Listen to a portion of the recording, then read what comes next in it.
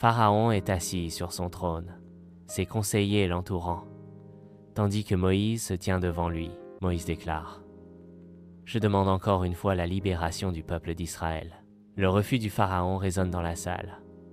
Je refuse catégoriquement. Le narrateur raconte: malgré tout ce que Dieu avait déjà fait, Pharaon a quand même dit non. Le narrateur continue: son cœur était dur, très dur. Alors Dieu a continué d'envoyer des signes puissants. Les Égyptiens se grattent la peau, leur corps étant couvert d'ulcères douloureux. Les animaux subissent le même sort, leur peau étant marquée par les mêmes plaies atroces. La scène se déroule dans le chaos et l'inconfort. Le ciel s'assombrit de façon menaçante au-dessus des champs d'Égypte. Plaie, nœuds, 4 septes. La grêle. Des grêlons d'une taille inimaginable commencent à tomber, détruisant tout. Les fermiers fuient terrorisés, alors que la tempête déchaîne sa fureur. Les champs d'Égypte sont en ruine, un témoignage de dévastation. Au milieu de la destruction généralisée, les territoires des Israélites restent intacts, un phare d'espoir. Les territoires intacts des Israélites contrastent fortement avec la dévastation environnante. Le ciel s'assombrit alors qu'un essaim de sauterelles descend sur les champs. Les sauterelles dévorent tout ce que la grêle a épargné. Plaine 4.8. Les sauterelles. Les champs sont arides. Un désert où la vie prospérait autrefois. Les enfants effrayés cherchent refuge, leurs yeux grands ouverts de terreur. Le pays d'Égypte est plongé dans une obscurité impénétrable pendant 3 jours. Le narrateur déclare: Plaine du 4.9. Les ténèbres. Dans l'obscurité, personne ne bouge. La maison israélite brille d'une lumière chaleureuse, un havre de paix. À l'intérieur, les enfants jouent, leur rire contrastant fortement avec l'obscurité de la nuit.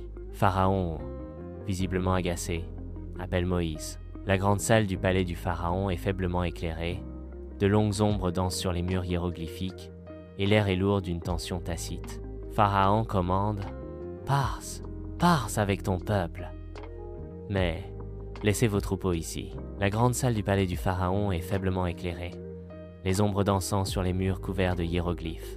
Moïse déclare avec une résolution inébranlable: « Non, nous partirons avec tout ce que Dieu nous a donné. » Le visage du Pharaon se tord de fureur alors qu'il déchaîne un torrent de rage. Ses gestes violents, il beugle. « Sors d'ici, Moïse.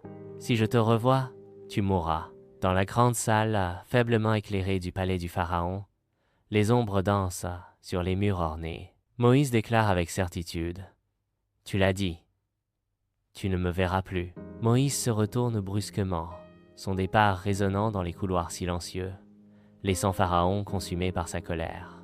Pharaon reste seul, sa fureur une force palpable au sein du palais opulent.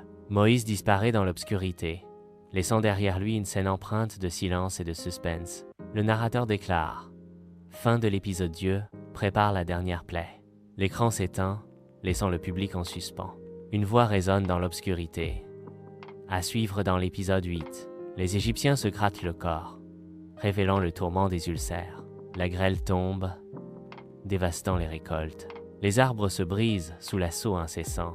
Les agriculteurs fuient, cherchant refuge contre la tempête. Les champs sont dévorés par un essaim incessant de sauterelles, laissant la désolation dans leur sillage. Les enfants se tapissent de peur, cherchant refuge contre la peste accablante. L'obscurité enveloppe la terre, mais une maison israélite brille de lumière. Pharaon affronte Moïse avec rage, mais Moïse reste calme et résolu.